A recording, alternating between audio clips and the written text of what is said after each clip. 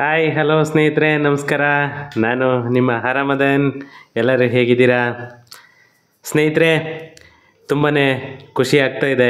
ಯಾಕಂತಂದರೆ ಒಂದು ನಿಮ್ಮ ಸಪೋರ್ಟು ಆ ಥರ.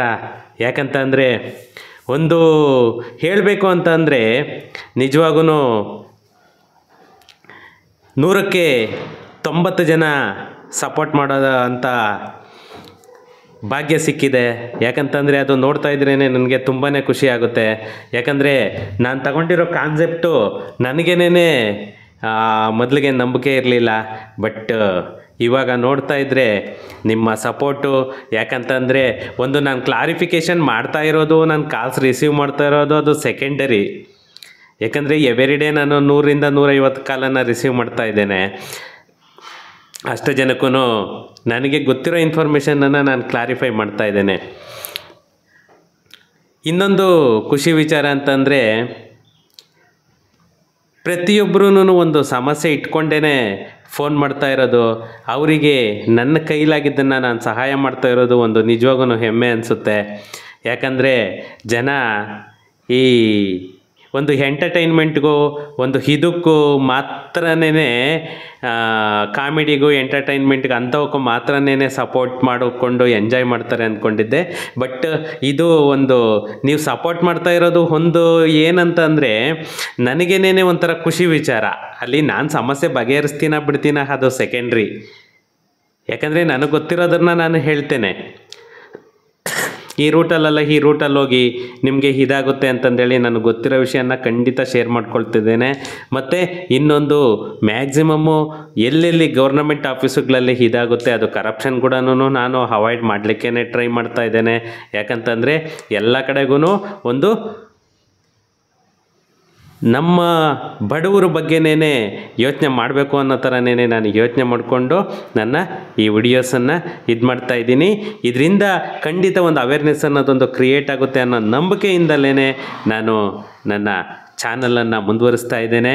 ಅದರಿಂದ ನಿಮ್ಮ ಸಪೋರ್ಟು ಎಲ್ಲರೂ ಇದೇ ಥರನೇ ಸಪೋರ್ಟ್ ಮಾಡಿಕೊಂಡು ನನಗೆ ನಿಮ್ಮ ಒಂದು ಅಭಿಮಾನನ ತೋರಿಸ್ಬೇಕು ಅಂತಂದೇಳಿ ಕೇಳ್ಕೊಳ್ತಾ ಇವತ್ತಿನ ವಿಡಿಯೋನ ಸ್ಟಾರ್ಟ್ ಮಾಡೋಣ. ಅದಕ್ಕಿಂತ ಮುಂಚೆ ನನ್ನ ಚಾನಲನ್ನು ಇನ್ನೂ ಯಾರೆಲ್ಲ ಸಬ್ಸ್ಕ್ರೈಬ್ ಮಾಡ್ಕೊಂಡಿಲ್ಲ ಪ್ಲೀಸ್ ಸಬ್ಸ್ಕ್ರೈಬ್ ಮಾಡ್ಕೊಳ್ಳಿ. ಹಾಗೆಯೇ ಲೈಕ್ ಮಾಡಿ, ಶೇರ್ ಮಾಡಿ. ನಿಮ್ಮ ಸಪೋರ್ಟು ಸದಾ ನನಗಿರಲಿ ಅಂತಂದೇಳಿ ಹೇಳ್ತಾ ವಿಡಿಯೋನ ಸ್ಟಾರ್ಟ್ ಮಾಡೋಣ. ಯಾಕಂದರೆ ಟೈಮ್ ವೇಸ್ಟ್ ಮಾಡೋದು ಬೇಡ, ವಿಡಿಯೋನ ಸ್ಟಾರ್ಟ್ ಮಾಡೋಣ. ಸ್ನೇಹಿತರೆ, ಇವತ್ತು ಒಂದು ತುಂಬಾ ಖುಷಿಯಾದ ವಿಚಾರ ಏನು ಅಂತಂದರೆ ಬಿ ಖಾತಾ, ಎ ಖಾತಾ, ಈ ಖಾತಾ ಅಂತಂದೇಳಿ ನಮ್ಮ ಗೌರ್ನಮೆಂಟು ಏನು ಗೊಂದಲ ಅನ್ನೋದನ್ನು ಸೃಷ್ಟಿ ಮಾಡಿತ್ತು, ಅದು ಇನ್ನೂ ಎಷ್ಟೋ ಜನಗಳಿಗೆ ಅದು ವರ್ಕ್ ಆಗ್ತಾ ಇಲ್ಲ ಮೈಂಡಲ್ಲಿ. ಸರ್ ಈ ಖಾತಾ ಬರುತ್ತಾ, ಸರ್ ಈ ಖಾತಾ ಬರುತ್ತಾ, ಈ ಖಾತಾ ಬರುತ್ತಾ, ಎ ಗೊತ್ತಿಲ್ಲ, ಬಿ ಗೊತ್ತಿಲ್ಲ, ಈ ಗೊತ್ತಿಲ್ಲ. ಸ್ನೇಹಿತರೆ, ಏನೂ ಇಲ್ಲ, ಅದನ್ನು ಕನ್ಫ್ಯೂಷನ್ ಮಾಡ್ಕೋಬೇಡಿ. ಪ್ರತಿಯೊಂದು ಪ್ರಾಪರ್ಟಿಗೂ ಈ ಖಾತಾನೇ ಕೊಡೋದು. ಈ ಖಾತಾನಲ್ಲೇನೇ ಎ ಕ್ಯಾಟಗರಿ, ಬಿ ಕ್ಯಾಟಗರಿ ಅಂತ ಇರುತ್ತೆ. 11A 11B ಅಂತ ಕೊಡ್ತಾರೆ. ಅಷ್ಟು ಬಿಟ್ಟರೆ ನಿಮಗೆ ಬೇರೆ ಏನೂ ಇಲ್ಲ, ಎಲ್ಲ ಈ ಖಾತಾನೇ ಕೊಡೋದು. ಈ ಖಾತಾ ಕೊಡ್ತಾರಾ, ಈ ಖಾತಾ ಕೊಡ್ತಾರಾ, ಸರ್ ಬಿ ಖಾತಾ ಅಂತಿದ್ದಾರೆ ಅಂತ ತಿಳ್ಕೊಬೇಡಿ. ನಿಮಗೆ ಕೊಡೋದು ಕೂಡ ಈ ಖಾತಾನೇ. ಈ ಖಾತಾನಲ್ಲೇ 2 ವಿಧ ಇದೆ, ಎ ಖಾತಾ ಮತ್ತು ಬಿ ಖಾತಾ. ಎ ಖಾತಾ ಬಂದುಬಿಟ್ಟು ನಿಮಗೆ ಅಪ್ರೂವ್ಡ್ ಪ್ರಾಪರ್ಟಿಗಳಿಗೆ ಮಾತ್ರನೇ ಕೊಡ್ತಾರೆ. ಬಿ ಖಾತಾ ಬಂದುಬಿಟ್ಟು ಆಲ್ ದ ರೆವಿನ್ಯೂಸ್, ಎಲ್ಲ ರೆವಿನ್ಯೂ ಪ್ರಾಪರ್ಟಿಗಳು ಕೂಡ ನಿಮಗೆ ಬಿ ಖಾತಾ ಅನ್ನೋದೇ ಸಿಗುತ್ತೆ. ಇವಾಗ ಮಾನ್ಯ ಮುಖ್ಯಮಂತ್ರಿಗಳಾದ ಸಿದ್ದರಾಮಣ್ಣವರು ಒಂದು ಖುಷಿ ವಿಚಾರನೇ ತಂದಿದ್ದಾರೆ. ಯಾಕಂತಂದರೆ ಇವತ್ತು ಒಂದು ವಿಡಿಯೋ ಕಾನ್ಫರೆನ್ಸಲ್ಲಿ ಅದಕ್ಕೆ ಚಾಲನೆ ಕೂಡ ಇವತ್ತು ಕೊಟ್ಟಿದ್ದಾರೆ. ಅದೊಂದು ತುಂಬಾ ಖುಷಿಯಾಗೋವಂಥ ವಿಚಾರ. ಯಾಕಂತಂದರೆ ಎಷ್ಟೋ ಜನ ಪ್ರಾಪರ್ಟಿಗಳು, ಸರ್ ನಮಗೆ ಆ ಥರ ಸಾಲ ಮಾಡ್ಕೊಂಡಿದ್ದೀವಿ, ಈ ಥರ ಸಾಲ ಮಾಡ್ಕೊಂಡಿದ್ದೀವಿ, ನಮ್ಮ ಮಗಳು ಮದುವೆ ಮಾಡಬೇಕು, ನಾವು ಮನೆ ಕಟ್ಟಬೇಕು, ನಮಗೆ ಸೇಲ್ ಮಾಡಲಿಕ್ಕೆ ಆಗ್ತಿಲ್ಲ, ರಿಜಿಸ್ಟ್ರೇಷನ್ ಆಗ್ತಿಲ್ಲ ಅಂತ ತುಂಬ ಜನ ಅವ್ರ ಅಳಲನ್ನು ತೋಳ್ಕೊಳ್ತಾ ಇದ್ರು. ಆ ಇದೇನೇ ಒಂದು ನಿಜವಾಗೂ ಅವ್ರ ಮನಸ್ಸಿಗೆ ತಟ್ಟುತ್ತೋ ಏನೋ ಗೊತ್ತಿಲ್ಲ, ಈ ಹೆಣ್ಮಕ್ಳ ಶಾಪ ಅನ್ನೋದು. ಅವ್ರಿಗೆ ದೇವರು ಒಳ್ಳೆ ಬುದ್ಧಿನ ಕೊಟ್ಟು ಟೋಟಲ್ ಥ್ರೋಟ್ ಕರ್ನಾಟಕ ನಗರಸಭೆ, ಪುರಸಭೆ, ಪಂಚಾಯತ್ 3 ಕಡೆಗೂ ಬಿ ಖಾತನ್ನು ಇಶ್ಯೂ ಮಾಡಿ ಅಂತ ಹೇಳಿಬಿಟ್ಟು ಮಾನ್ಯ ಮುಖ್ಯಮಂತ್ರಿಗಳು ನಮ್ಮ ಸಿದ್ದರಾಮಣ್ಣವರು ಇವತ್ತು ವಿಡಿಯೋ ಕಾನ್ಫರೆನ್ಸಲ್ಲಿ ಒಂದು ಚಾಲನೆಯನ್ನು ನೀಡಿದ್ದಾರೆ. ನಿಜವಾಗೂ ಖುಷಿಗೆ ಪಾರ್ವೆ ಇಲ್ಲ ಅನ್ನಿಸ್ತಾ ಇದೆ. ನನಗೇನೇ ಆ ಥರ ಖುಷಿ ಆಗ್ತಾ ಇದೆ ಅಂತಂದರೆ ಇನ್ನು ನಿಮಗೆಲ್ಲನೂ 100% ಖುಷಿಯಾಗಿರುತ್ತೆ ಅಂದ್ಕೊಳ್ತೇನೆ. ಯಾಕಂದರೆ ಒಂದು ನಮ್ಮ ಮಿಡ್ಲ್ ಕ್ಲಾಸ್ ಫ್ಯಾಮಿಲಿಯವರಿಗೆ ಇದು ತುಂಬಾ ಹೆಲ್ಪ್ ಆಗುತ್ತೆ. ಯಾಕಂದರೆ ಎಷ್ಟೋ ಜನ ಎಷ್ಟೋ ಪ್ರಾಪರ್ಟಿಗಳನ್ನ ರಿಜಿಸ್ಟ್ರೇಷನ್ ಮಾಡಿಕೊಂಡು ಹಾಗೇನೇ ಹೋಲ್ಡ್ ಮಾಡಿಟ್ಕೊಂಡಿದ್ರು. ಅವ್ರ ಹೆಸ್ರಿಗೆ ಖಾತಾ ಬಂದಿರಲಿಲ್ಲ, ಟ್ಯಾಕ್ಸ್ ಕಟ್ತಾ ಇರಲಿಲ್ಲ, ಬರೀ ಡೀಡ್ ಮಾತ್ರ ಇದೆ ಸರ್ ನಮ್ಮ ಹತ್ರ, ನೆಕ್ಸ್ಟ್ ಏನಾಗುತ್ತೋ ಅಂತ. ಯಾಕಂದರೆ ಎಕ್ಸಾಂಪಲ್ ತೊಗೊಳ್ಳಿ, ಇಲ್ಲಿ ಲಕ್ಷ್ಮೀಪುರ ಆಗ್ಬೋದು, ದಾಸನಪುರ ಹೋಬಳಿ, Magadi road, Hosur road, Bannerghatta road, ಅಲ್ಲೆಲ್ಲ ಬಿ ಡಿ ಎಗೆ ಹೋಗ್ತಾ ಇರೋದು ನೋಡಿದ್ರೆ ತುಂಬಾ ಭಯ ಆಗ್ತಾಯಿತ್ತು. ಅದೇ ಇದರಿಂದಲೇ ಇವಾಗ ಬಿ ಡಿ ಎ ಎಲ್ಲೆಲ್ಲಿಲ್ಲ ಇಮ್ಮಿಡಿಯೇಟ್ ಎಲ್ಲನೂ ನಿಮಗೆ ಈ ವಾರದಲ್ಲೇ ಸ್ಟಾರ್ಟ್ ಆಗುತ್ತೆ. ಯಾಕಂತಂದರೆ ಈ ವಾರದಲ್ಲಿ ಸ್ಟಾರ್ಟ್ ಆದ ತಕ್ಷಣವೇ ನೀವು ಪ್ರತಿಯೊಬ್ಬರೂ ಡಾಕ್ಯುಮೆಂಟನ್ನು ಏನೇನು ಡಾಕ್ಯುಮೆಂಟ್ ಅಂತ ಕೂಡ ನಾನು ಹೇಳ್ತೇನೆ, ಅಷ್ಟು ಡಾಕ್ಯುಮೆಂಟನ್ನು ಇಟ್ಕೊಂಡು ನೀವು ಪ್ರತಿಯೊಬ್ಬರು ಕೂಡ ಖಾತೆಗಳನ್ನ ಮಾಡಿಸ್ಕೊಬಿಡಿ. ಇಲ್ಲ ಅಂತ ಅಂದರೆ ನಿಮಗೆ ಮತ್ತೆ ಯಾವಾಗ ನಿಲ್ಲಿಸ್ತಾರೆ, ಏನು ನಿಲ್ಲಿಸ್ತಾರೆ ಅನ್ನೋದು ನಿಮಗೆ ಕನ್ಫ್ಯೂಷನ್ ಇಟ್ಕೊಂಡು ನೀವು ಮತ್ತೆ ಸರ್ ನಮ್ಮ ಖಾತಾ ಆಗಿಲ್ಲ ಅನ್ನೋ ಥರ ಇದು ಮಾಡ್ಕೋಬೇಡಿ. ಪ್ರತಿಯೊಬ್ಬರೂ ಕೂಡ ನಾನು ಡಾಕ್ಯುಮೆಂಟ್ ಏನೇನು ಬೇಕು ಅಂತ ಕೂಡ ನಾನು ಹಾಕ್ತೇನೆ ಡಿಸ್ಕ್ರಿಪ್ಷನಲ್ಲಿ. ನೀವು ಅದನ್ನು ಡೌನ್ಲೋಡ್ ಮಾಡ್ಕೊಳ್ಳಿ. ಡೌನ್ಲೋಡ್ ಮಾಡಿಕೊಂಡು ನೀವು ಇಮ್ಮಿಡಿಯೇಟ್ ರೆವಿನ್ಯೂ ಸೈಟ್ಸ್ ಯಾರ್ಯಾರ್ದಿದೆ, ರೆವಿನ್ಯೂ ಸೈಟ್ಸ್ ಇರುವಂಥವ್ರೆಲ್ಲರೂ ಕೂಡ ನಾನು ಸರ್ಕ್ಯುಲರ್ ಆಲ್ರೆಡಿ ಇಶ್ಯೂ ಆಗಿದೆ. ಬಟ್ ಇನ್ನು ಪಂಚಾಯಿತಿಗಳಲ್ಲಿ, ನಗರಸಭೆ ಆಫೀಸುಗಳಲ್ಲಿ, ಪುರಸಭೆ ಆಫೀಸುಗಳಲ್ಲಿ ಇನ್ನೂ ಸ್ಟಾರ್ಟ್ ಮಾಡಿಲ್ಲ. ಎಲ್ಲ ಕಡೆಗೂ ಸ್ಟಾರ್ಟ್ ಆಗ್ತಾ ಇದೆ. ಎಲ್ಲನೂ ಒಂದು 4-5 ದಿನ ಸ್ಟಾರ್ಟ್ ಆದ ತಕ್ಷಣ ಹೋಗಿ ಎಲ್ಲರೂ ಮಾಡಿಸ್ಕೊಳ್ಳಿ. ಯಾರಿಗಾದ್ರೂ ಏನಾದರೂ ಕನ್ಫ್ಯೂಷನ್ ಇತ್ತು ಅಂತಂದರೆ ನನಗೆ ಫೋನ್ ಮಾಡಿ, ಇಲ್ಲ ನಾನೇನೇ ನಿಮಗೆ ಏನು ಸಪೋರ್ಟ್ ಬೇಕೋ ಮಾಡ್ತೀನಿ. ಮತ್ತು ಖಾತಾ ಕೂಡ ಬೇಕಂತಂದರೆ ನಾನೇನೇ ಮಾಡಿಸಿ ಕೊಡ್ತೇನೆ. ನನ್ನ ಕಡೆಯಿಂದ ಏನು ಹೆಲ್ಪ್ ಆಗುತ್ತೋ ಅದು ಖಂಡಿತ ಮಾಡ್ತೇನೆ. ಓಕೆ, ಇವಾಗ ಒಂದು ದೊಡ್ಡ ತಲೆನೋವು ಅನ್ನೋದೊಂದು ಕ್ಲಿಯರ್ ಆಯಿತು. ಪ್ರತಿಯೊಬ್ಬರು ಕೂಡ ರೆವಿನ್ಯೂ ಸೈಟ್ ಇರೋವಂಥವ್ರು ಬಿ ಖಾತನ್ನು ಮಾಡ್ಕೊಳ್ಳಿ. ಹಾಗೇನೇ ನಮ್ಮ ಸಿದ್ದರಾಮಣ್ಣ ಅವರು ಏನೇನು ಹೇಳಿದ್ದಾರೆ ನೋಡಿ. ಯಾಕಂತಂದರೆ ಇವತ್ತು ನ್ಯೂಸ್ ಚಾನಲಲ್ಲೆಲ್ಲನೂ ಕೂಡ ಅವ್ರು ಮಾತಾಡಿದ್ದಾರೆ. ಅವರು ಏನೇನು ಮಾತಾಡಿದ್ದಾರೆ ನೋಡಿ, ನಿಮಗೇನೇ ಒಂದು ಅರ್ಥ ಆಗುತ್ತೆ. ಏನಾದರೂ ಕನ್ಕ್ಲೂಷನ್ ಇತ್ತು ಅಂತಂದರೆ ನಾನು ಕ್ಲಿಯರ್ ಮಾಡ್ತೀನಿ, don't worry. Thank you. Next ವಿಡಿಯೋದಲ್ಲಿ ಮುಖ್ಯಮಂತ್ರಿಗಳು ನೋಡಿ, ಈಗ CM ಡೆಡ್ಲೈನ್ ಏನೋ ಕೊಟ್ಟಿದ್ದಾರೆ, 3 ತಿಂಗಳಲ್ಲಿ ಏನಾಗುತ್ತೆ ಅಂಥೇಳಿ ನೋಡೋಣ, ಏನು ಮಾತಾಡಿದ್ದಾರೆ ಅನ್ನೋದನ್ನು ಕೂಡ ನೋಡೋಣ.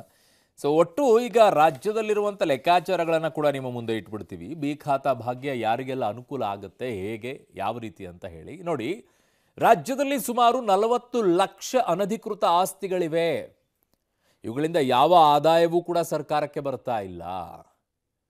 ಟ್ಯಾಕ್ಸ್ ಕಟ್ಕೊಳ್ಬೇಕಲ್ಲ, ಸೈಟ್ ಟ್ಯಾಕ್ಸನ್ನು, ಮನೆ ಕಟ್ಟಿದ ಮೇಲೆ ಕಮರ್ಷಿಯಲ್ ಟ್ಯಾಕ್ಸ್ ಬರಬೇಕಾಗತ್ತೆ. ಅಂದರೆ ಬಾಡಿಗೆ ಏನಾದರೂ ಕೊಟ್ಟರೆ ಅವು ಯಾವುದು ರೆವಿನ್ಯೂವೇ ಬರ್ತಾ ಇಲ್ಲ. ನಿಮ್ಮ ಆಸ್ತಿಗೆ ದುಪ್ಪಟ್ಟು ತೆರಿಗೆಯನ್ನು ಪಾವತಿಸಿ ಬಿ ಖಾತಾವನ್ನು ಮಾಡಿಸಿಕೊಳ್ಳಬೇಕು ಅಂತ ಹೇಳ್ತಾ ಇದ್ದಾರೆ. ಎಷ್ಟು, ಏನು, ದರ ಎಷ್ಟು ನಿಗದಿ ಮಾಡಿದ್ದಾರೆ, ಇವೆಲ್ಲವೂ ಕೂಡ ಮುಖ್ಯವಾಗುತ್ತೆ. ಕಾವೇರಿ 2.0 ಈ ತಂತ್ರಾಂಶದ ಮೂಲಕವೇ ಅರ್ಜಿಯನ್ನು ಸಲ್ಲಿಸಬೇಕಾಗತ್ತೆ. ಅಲ್ಲಿ ಎಷ್ಟು ಅಮೌಂಟನ್ನು ಬರುತ್ತೆ, ಏನು ಫಿಕ್ಸೇಷನ್ ಇದೆ, ಇವೆಲ್ಲವೂ ಕೂಡ ನೋಡಬೇಕು ಬಿ ಖಾತೆಯನ್ನು ಪಡ್ಕೊಳ್ಳೋಕೆ. ಸೊ ಇದರಿಂದ ಸರ್ಕಾರದ ಬೊಕ್ಕಸಕ್ಕೆ 4,000 ಕೋಟಿ ಆದಾಯ ನಿರೀಕ್ಷೆ ಅಂತಿದ್ದಾರೆ. ಯಾಕೆ ಅಂತಂದರೆ ಗ್ಯಾರಂಟಿಗಳಿಗೆ ಕೊಡಬೇಕಲ್ಲ, ದುಡ್ಡು ಎಲ್ಲಿಂದ ತರಕ್ಕಾಗತ್ತೆ? ಹೊಸ ರೆವಿನ್ಯೂ ಆದಾಯದ ಮೂಲಗಳನ್ನು ಹುಡುಕಬೇಕಲ್ಲ. ಈಗ ಇದಕ್ಕಿಂತಲೂ ನೀವು ಬಿ ಖಾತೆಯನ್ನು ಎ ಖಾತೆಗೆ ಅವಕಾಶ ಮಾಡಿಕೊಟ್ಬಿಟ್ಟು ಇನ್ನೂ ರೆವಿನ್ಯೂ ಚೆನ್ನಾಗೇ ಬರುತ್ತೆ. ಒಂದು ಈಶ್ವರ್ ಖಂಡ್ರೆ ಅವರ ಅಧ್ಯಕ್ಷತೆಯಲ್ಲಿ ಒಂದು ಸಮಿತಿ ಮಾಡಿದ್ದು. ಆ ಸಮಿತಿ ವರದಿ ಕೊಟ್ಟ ಮೇಲೆ ಒಂದು ಕಾನೂನು ಮಾಡಿದ್ದೀವಿ. ಅದರ ಪ್ರಕಾರ ಈಗ ರೆವಿನ್ಯೂ ಬಡಾವಣೆಗಳು, ಸೈಟ್ಗಳು, ಮನೆಗಳು, ಅವರಿಗೆಲ್ಲ ನಾಗರಿಕ ಸೌಲಭ್ಯಗಳು ಕೊಟ್ಟಿದ್ದೀವಿ. ಅವ್ರು ಯಾರು ಕೂಡ ಸರ್ಕಾರಕ್ಕೆ ಕಂದಾಯ ಕೊಡ್ತಾ ಇದ್ದಾರೆ, ತೆರಿಗೆ ಕೊಡ್ತಾ ಇದ್ದಾರೆ. ಅದಕ್ಕೆ ಒಂದು ಬಿ ಖಾತೆ ಅಭಿಯಾನ ಮಾಡಬೇಕು ಅಂತ ಹೇಳಿದ್ದೀವಿ. ಎಲ್ಲ ಈಗ ಬೆಂಗಳೂರಿನಲ್ಲಿ ಮಾಡಿದ್ದೀವಿ, ಎಲ್ಲ ನಗರ ಪ್ರದೇಶಗಳಲ್ಲಿ, ಮುನ್ಸಿಪಾಲ್ಟಿಗಳಲ್ಲಿ ಮತ್ತು ನಗರಾಭಿವೃದ್ಧಿಗೆ ಬರ್ತಕ್ಕಂಥ ವ್ಯಾಪ್ತಿಯಲ್ಲಿ ಮಾಡ್ತಾ ಇದ್ದೀವಿ. ಸೊ ಅದಕ್ಕೆ ಎಲ್ಲ ಡಿ ಸಿಗಳು ಮತ್ತು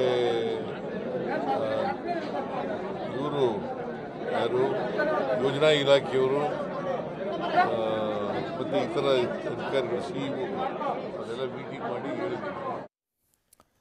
ನನ್ನ ಸಹೋದ್ಯೋಗಿ ಈಗ ಪೊಲಿಟಿಕಲ್ ಬ್ಯೂರೋ ಹೆಡ್ ಆಗಿರುವಂಥ ರವೀಶ್ ನನ್ನ ಸಂಪರ್ಕಕ್ಕೆ ಸಿಗ್ತಾ ಇದ್ದಾರೆ. ರವೀಶ್, ಬೊಕ್ಕಸ ಖಾಲಿ ಆದ ತಕ್ಷಣ ಬಿ ಖಾತೆಗಳು ನೇರವಾಗಿ ಸರ್ಕಾರಕ್ಕೆ ನೆನಪಾಯಿತು ಅಂತ, ಇದು ಕೂಡ ಆದಮೇಲೆ ಇನ್ನೂ ಬೊಕ್ಕಸ ಖಾಲಿ ಆಗಿದೆ ಅಂತಂದರೆ ತುಂಬಿಕೊಳ್ಬೇಕು ಅಂತಂದರೆ ಬಿ ಖಾತೆಯಿಂದ ಎ ಖಾತೆ ಕೊಡುವಂಥ ಪ್ರಕ್ರಿಯೆಗಳು ಆರಂಭವಾಗುತ್ತವ ಅಂತ ಸರ್ಕಾರ ಹೊಸ ಹೊಸ ಮೂಲಗಳನ್ನು ಹುಡುಕೋಕೆ ಶುರು ಮಾಡಿಬಿಟ್ಟಿದೆಯಾ ಅಂತ, ಆದಾಯ ಬೇಕೇ ಬೇಕು, ಅದರ ಮೂಲಗಳೇನು ಅಂತ ಕೆದಕ್ತಾ ಹೋಗ್ತಾ ಇದೆಯಾ ಅಂತ. ಅರುಣ್, ಹೆಂಗಾಗಿದೆ ಅಂದರೆ ಇದು ರೋಗಿ ಬಯಸಿದ್ದು ಅಲೆ ಡಾಕ್ಟರ್ ಹೇಳಿದ್ದು ಅದೇ ಅನ್ನೋ ರೀತಿಯಲ್ಲಿ ಈ ಪ್ರಕ್ರಿಯೆ ನಡೆದಿದೆ ಅಂತ ಸ್ಪಷ್ಟವಾಗಿ ಹೇಳ್ಬೋದಾಗಿದೆ.